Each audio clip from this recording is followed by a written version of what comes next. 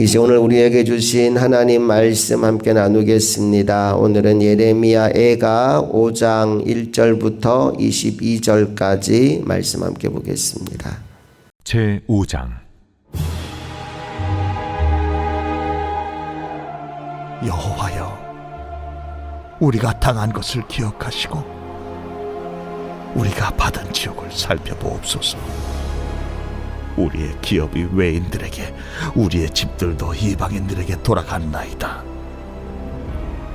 우리는 아버지 없는 고아들이오며 우리의 어머니는 과부들 같으니 우리가 은을 주고 물을 마시며 값을 주고 나무들을 가져오며 우리를 뒤쫓는 자들이 우리의 목을 눌러싸우니 우리가 기진하여 쉴 수 없나이다. 우리가 애굽 사람과 아수르 사람과 악수하고 양식을 얻어 배불리고자 하였나이다. 우리의 조상들은 범죄하고 없어졌으며 우리는 그들의 죄악을 담당하였나이다. 종들이 우리를 지배하며 그들의 손에서 건져낼 자가 없나이다. 광야에는 칼이 있으므로 죽기를 무릅써야 양식을 얻사오니 굶주림의 열기로 말미암아 우리의 피부가 아고기처럼 검으니이다. 대적들이 시온에서 부녀들을, 유다 각 성읍에서 처녀들을 욕보였나이다. 지도자들은 그들의 손에 매달리고 장로들의 얼굴도 존경을 받지 못하나이다.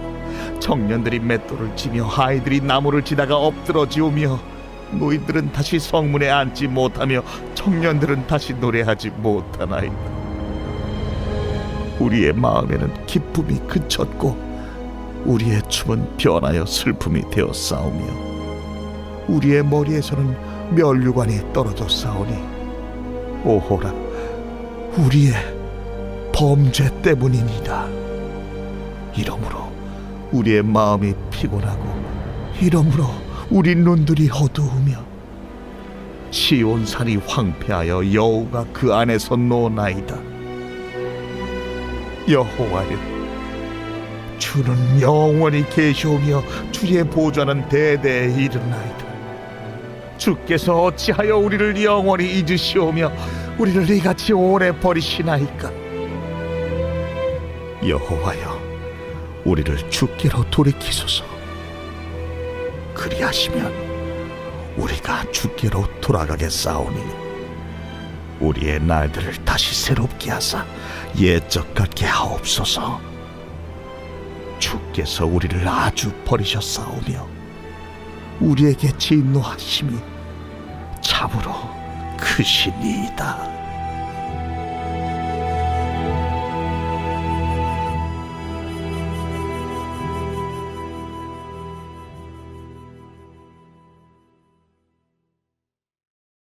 오늘 우리가 함께 읽은 본문 말씀은 예루살렘이 바벨론에 의해서 완전히 무너져 폐허가 된 이후에 그 성을 바라보며 부르짖는 노래입니다. 집도 땅도 가족도 기쁨도 모두 다 사라져 버렸습니다. 그런데 오늘 본문에서 예레미야는 단지 현실을 슬퍼하는 것에 그치지 않고 결국 여호와여, 주께서 우리를 돌이키소서라고 기도합니다. 이제 오늘 본문 속에 들어가서 당시 상황이 어떠했는지, 또 이 기도에 담긴 영적인 의미가 무엇인지 함께 생각해 보기 원합니다. 1절 말씀을 다시 한번 읽어볼게요. 시작. 여호와여, 우리가 당한 것을 기억하시고 우리가 받은 치욕을 살펴보옵소서. 여호와여, 하나님께 부르짖고 있습니다. 여러분, 고난 중에 우리가 할 수 있는 가장 신앙적인 행동은 하나님께 말하는 것입니다. 세상 사람들은 술자리에서 한탄하고 친구들에게 이야기하고 또 인터넷 채팅방에 들어가서 하소연을 하지만 하나님의 사람들은 그 무너진 마음을 하나님께 그대로 올려드립니다. 어려운 일을 당했을 때 먼저 무릎을 꿇을 수 있는 저와 여러분 되기를 원합니다. 하나님께 아뢰는 것이 회복의 첫걸음입니다. 2절 이하의 말씀을 보면 지금 당하고 있는 현실이 얼마나 비참한지가 나타나게 되는데, 땅을 빼앗기고 먹을 것과 마실 것을 구할 수가 없고 몸은 중노동으로 고생해서 성한 곳이 하나도 없고 어린아이부터 노년에 이르기까지 누구 하나 마음 편한 이가 없다라고 얘기합니다. 그래서 결론이 무엇이냐? 이제는 기쁨이 없고 온통 슬픔뿐이다 라고 말합니다. 15절 16절 말씀 다 같이 읽습니다. 시작. 우리의 마음에는 기쁨이 그쳤고 우리의 춤은 변하여 슬픔이 되었사오며 우리의 머리에서는 면류관이 떨어졌사오니 오호라 우리의 범죄 때문이니라. 아멘. 마지막에 이렇게 나오죠. 오호라 우리의 범죄 때문이니이다. 예, 그렇습니다. 예루살렘의 멸망은 바벨론의 강한 군사력 때문이 아닙니다. 그렇다고 이스라엘이 약해서도 아닙니다. 하나님의 백성인 그들이 하나님을 버렸기 때문입니다.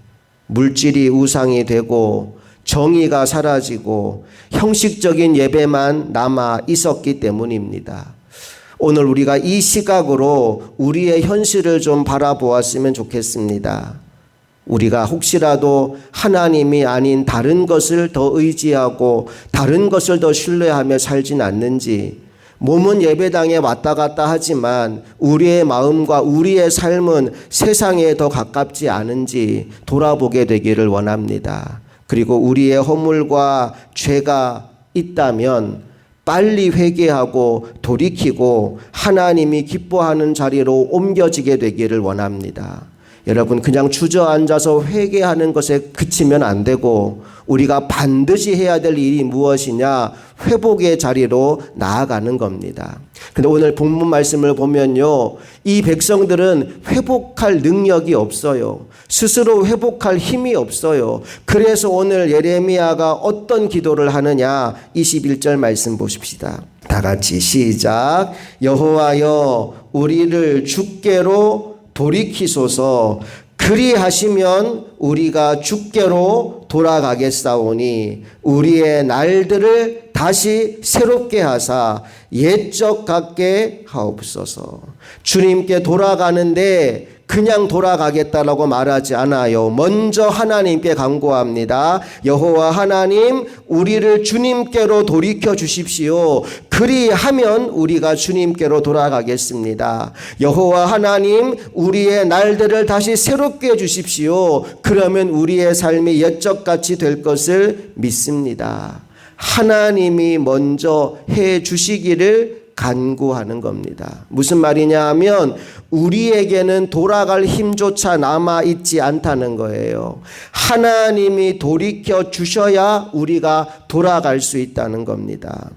여러분, 그렇기 때문에 신앙생활은 시작부터 끝까지 모두 하나님의 은혜입니다. 하나님이 불러주지 않으면 하나님 앞에 나올 사람이 없습니다.